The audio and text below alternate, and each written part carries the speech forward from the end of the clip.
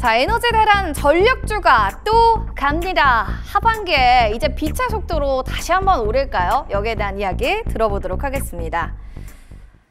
사실은 뭐 오늘만 하더라도 뭐 전력 설비 뭐 술술 가기 때문에 여기에 대해서 궁금하실 분들이 굉장히 많을 것 같습니다. 지금 뭐 AI 인프라 수요 확대에 대해서 궁금하신 분들 많을 텐데 얼마나 이제 이 수요에 대한 그 규모나 그리고 또 어느 쪽의 인프라 쪽 우리가 봐야 되는지 이런 기대감들 굉장히 많은데요. 얘기 좀 해주세요. 유창현 대표님부터 먼저. 네. 아, 순간 시간초 공격에 당했네요. 네. 네, AI 데이터 센터는 계속해서 투자가 확대될 수밖에 없는 것이고 여기 네. 들어간 전력은 어마어마하죠. 우리가 생각하는 것 이상으로 들어간다고 보시면 될 것 같습니다. 맞습니다. 네. 특히 일반 데이터 센터보다도 AI 데이터 센터가 6배 이상의 전력 수요가 들어가는데 그 이유 중에 하나가 이제 열 처리 때문이죠. 발열이 심하다 보니까 이것을 처리하기 위해서 공조 시스템이 같이 가동을 하다 보니까 전력 소비가 더 많다라고 보시면 되겠고요. 그래서 이제 이러한 부분들을 조금 해소하기 위해서 최근에는 이제 뭐 ESS 시장도 계속해서 주목을 받고 있는 부분들이 좀 있고요. 또 그 인프라 투자도 계속해서 늘어나는 수밖에 없는 것이죠. 그래서 뭐 왜냐면은 이제 원전이든 뭐 천연가스든 이러한 전력을 공급하기 위해서 발전 수량은 늘어날 것이고 그러면 당연히 전력 공급도 전력 인프라도 같이 투자가 늘어날 수밖에 없다 생각을 좀 하고 있습니다. 그리고 또 요즘에는 주목받고 있는 게 또 구리 쪽인 것 같아요. 맞습니다. 구리 가격이 6월 말 저점을 찍고 일단 반등을 주고 있습니다. 물론 이제 이게 기술적 반등일 수도 있겠습니다만은 지난 5월, 4월 말 5월 달에 어떤 고점까지만 상승한다고 하더라도 다시 톤당 $10,000가 넘어가는 것이고 그러한 부분들이 또 관련된 기업들을 이끌 수 있지 않을까 생각을 좀 하고 있습니다. 알겠습니다. 뭐 천연가스 원전 공급에 대한 수량이 더 늘 거다라는 이야기와 더불어서 이 수요와 규모 자체는 일단 우리가 상상하는 것 그 이상으로 좀 보시면 좋을 것 같습니다. 또 우리 또 대표님께서 구리 얘기를 해서 구리 얘기를 또 안 들어가 볼 수가 없는 게 전기 대란 우려가 또 심해지면서 구리가 귀빈 대접 받고 있다 이런 기사들 좀 나오고가 있어요. 전기줄 자료가 구리였기 때문이다. 6년 후에 구리가 동날 거다. 뭐 이런 얘기들이 있는데 여기에 관련해서 어떤 우리가 관련주를 보면 좋은지 하청원 본부장님 먼저 얘기해 주시면 좋을 것 같아요. 구리 생각하면은 우리가 먼저 떠오르는 게 이제 구리가 없어지면 구리 관련된 거를 봐야겠죠. 그러면 이제 국내에서는 종목이 몇 개 안 남습니다. 그래서 구리 쪽과 연관되어 있는 종목 보셔도 좋고 그다음에 이제 구리가 그러니까 왜 지금 부족한지에 대해서 생각을 해야 돼요. 그러니까 공급이 지금 문제인 건지 수요가 문제인 건지 아니면 둘 다 문제인 건지 이거를 보셔야 되는데 기본적으로 지금은 수요단에서 문제는 없습니다. 그러니까 수요단이 늘어나고 있어서 공급단에서의 뭔가 지금 부족이 나오는 건 아니에요. 물론 재고량이 좀 일부 변화가 있기는 하지만 아직까지 우리가 엄청나게 막 할 건 아니거든요. 근데 기대감으로 가는 거죠. 일단 구리는 지금 공급량이 사실 좀 문제가 됐었습니다. 이제 기후변화에 대한 이벤트가 생기면서 뭐 칠레라든지 주요 이제 구리를 생산하는 광산 쪽에서의 좀 이 영업이 쉽지 않게 됐어요. 그러다 보니까 생산량이 좀 감소가 됐고요. 그다음에 이제 기후변화가 또 심해지면 뭐 비나 이런 거 많이 내면 또 광산 채굴이 안 되거든요. 네. 그리고 구리가 한동안 수요가 그렇게 많지가 않았어요. 그래서 투자가 전 세계적으로 좀 이뤄지는 것들이 많이 지연이 됐습니다. 이게 중요한 게 뭐냐면 광산은 우리가 공장한테 딱 전기 딱 누르면서 야 만들어 이렇게 해서 딱 만들어지는 게 아니거든요. 투자를 결정을 하면 거기서 또 이제 막 틀 만들고 이제 파고 들어가서 해야 되고 이게 시간이 오래 걸려요. 그래서 생산으로 늘려나가는 데는 좀 시간이 걸리는데 그런 부분에서 좀 문제가 있었다라고 보시면 될 것 같습니다. 근데 요번에 또 한번 변화가 있었던 거는 좀 이런 앞서 말씀해 주셨던 그런 이제 수요가 늘어날 것이다라는 기대감이 높아지다 보니까 선물 쪽에서 투기적인 매수가 좀 들어갔어요. 그러다 보니까 선물 가격이 좀 급등을 하게 되고 구리 가격이 계속 높아지는 그런 흐름들이 있었는데 또 이제 구리의 주요 광산 업체들이 증설을 하겠다, 이제 생산량을 늘리겠다 이런 얘기들이 일부 나오면서 좀 공급단에서의 문제가 조금 해소가 됐고 거기에 따라서 구리 가격이 다시 좀 내려왔다라고 보시면 될 것 같습니다. 근데 향후 구리의 수요는 늘어날 수밖에 없는 환경이기는 해요. 그래서 결과적으로는 재고량을 좀 중심으로 지금 보시는 게 맞을 것 같고요. 방향성은 이미 잡혀 있다라고 보시면 됩니다. 그리고 생산량이 늘려나가는 그 속도보다 수요가 늘어나는 속도가 훨씬 빠릅니다. 그래서 결국에는 수요와 공급에 따른 문제는 발생을 할 수밖에 없는 상황이라고 보시면 될 것 같아요. 그래서 재고량 기준은 이게 너무 막 팍팍팍팍 준다. 재고량이 이제 뭐 10만 톤도 안 남았다. 이러면 이제 아마 구리 가격이 엄청나게 슈팅이 나오면서 뭐 기본적으로 우리나라 이제 구리 움직이면은 움직이는 종목군들 뭐2구산업, 뭐 대창, 뭐 풍산 이런 종목군들 움직일 거고 이제 전력기기 쪽이라 그룹주들이랑 엮어서 간다라고 한다면 아무래도 LS 그룹주들이 굉장히 강하게 움직일 그래서 수밖에 오늘도 없죠. 그런가요?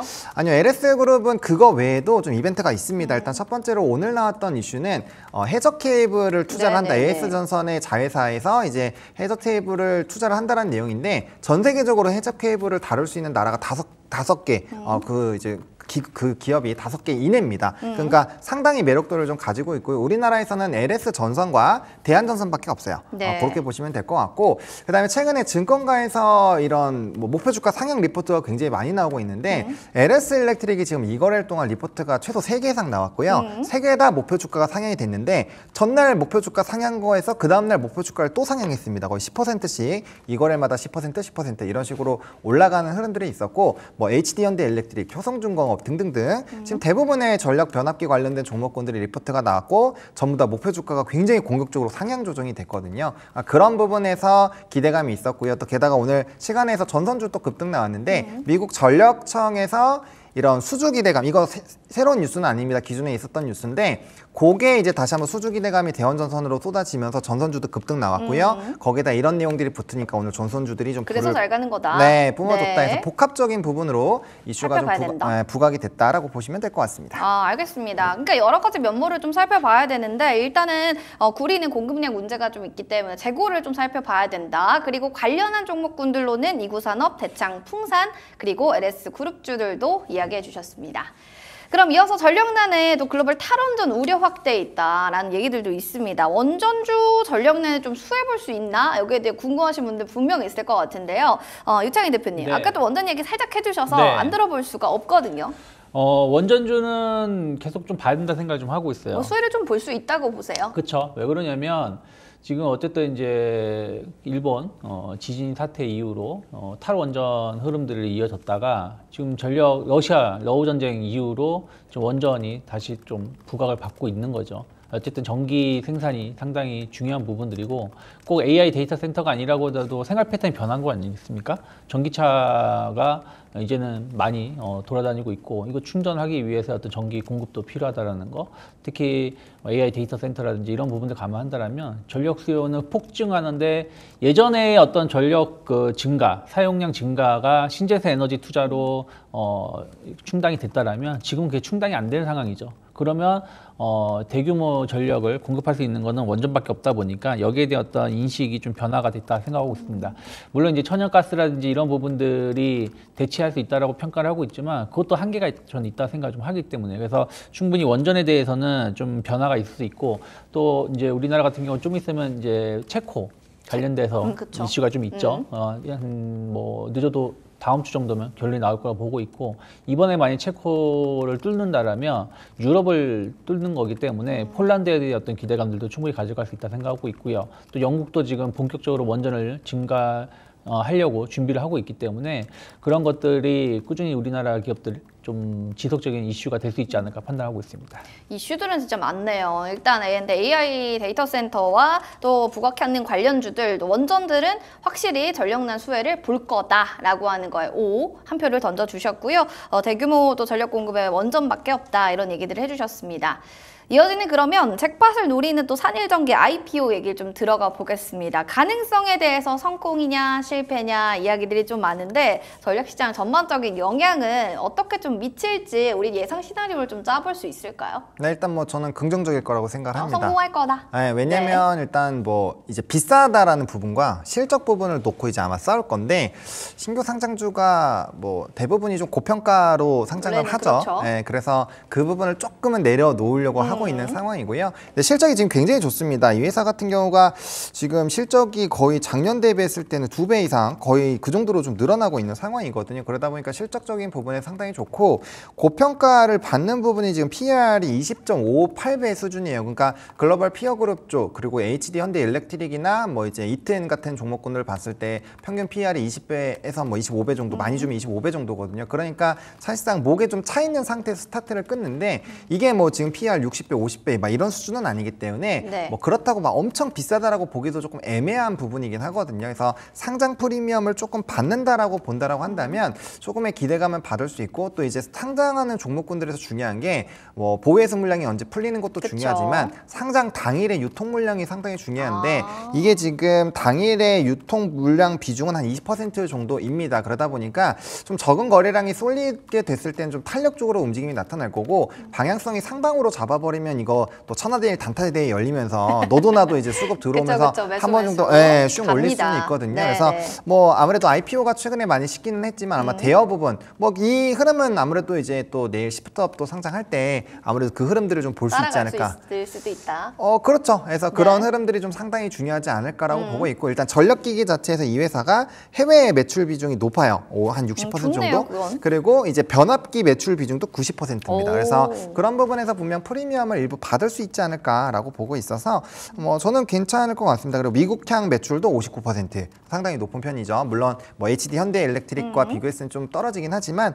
그래도 뭐 신규 상장하는 부분에서 뭐 초고압 변압기 부분에서 이렇게 이 종목군들 제외하고는 상당히 좀 높다라고 볼 수 있기 때문에 뭐 그런 것들 보면은 저는 긍정적으로 볼 수 있지 않을까 싶습니다. 네, 요즘은 IPO 시장이 좀 많이 주춤주춤한데 그래도 예산일정기 IPO는 아무래도 성공할 수 있는 가능성이 높다라는 겁니다. 매출적인 측면, 점유율도 외국 글로벌 관련해서도 많기 때문에 여러 가지 측면들에서 좀 우호적일 것이다 라는 게 결론입니다. 자, 그럼 유창희 대표님은 과연 이 종목들 안에서 어떤 걸 원픽으로 좀 가지고 가시는지 종목들 먼저 화면을 통해서 만나보시죠. 자, 재룡산업, 광명전기, 효성중공업 이 안에서 원픽 종목은 뭘까요? 유창희 대표님의 원픽은 일진전기 되겠습니다. 자, 그럼 일진전기에 대한 이야기 좀 들어볼게요, 대표님. 네. 그래도 뭐 전기 안에서도 되게 많은데 뭐 일진전기의 가장 큰 매력 어떤 걸까요? 덜 올랐죠.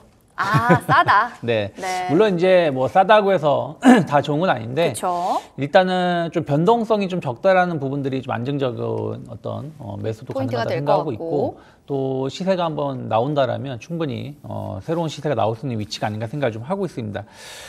일단은 전력 인프라 투자는 계속해서 확대될 수밖에 없어요. 그래서 슈퍼사이클 흐름들이 여전히 좀 지금은 초입 구간이다. 왜 그러냐면 이게 비단 뭐 미국뿐이 아니라 우리나라 같은 경우도 지금 기흥 쪽에 뭐 전기를 댈 수가 없다 보니까 지금 그 투자를 하기 위해서 몇 조 원의 돈이 필요하다는 거 아니겠습니까? 그리고 최근에 나온 뉴스 한 5월인가요? 그때 나온 뉴스 보시면 서해 발전을 지금 동해죠. 동해 발전을 중단했다고 하죠. 왜냐하면 발전을 해도 전기를 보낼 수가 없다고 합니다. 그래서 이러한 부분들이 비단 어느 나라만이 아니라 우리나라 같은 경우도 상당히 부족하다라고 보시면 되겠고, 뭐 유럽이라든지 뭐 미국 뭐 이런 국가들도 계속 이쪽에 대한 투자가 늘어난다라면 관련된 기업들에 대한 관심도가 높아질 수밖에 없다 생각하고 있고요. 특히 일진전기의 장점은 전력 솔루션 관련해서 턴키 수주가 가능한 몇 안 되는 기업입니다. 그러니까 이 턴키 수주를 할 수 있다는 것 자체는 기간 건설 기간을 상당히 줄여줄 수가 있고요. 또 AS라든지 이런 부분들 관련해서도 효율적인 대응이 가능하기 때문에 이러한 강점이 있는 기업들이 계속해서 주목받을 수 있다 생각하고 있고요. 변압기 매출 증가가 계속 잘 되고 있어요. 그래서 이쪽에 대한 이 영업이익률이 계속 급성장하고 있습니다. 그래서 변압기 사업 부분의 영업이익률이 20% 정도 되고 있고요.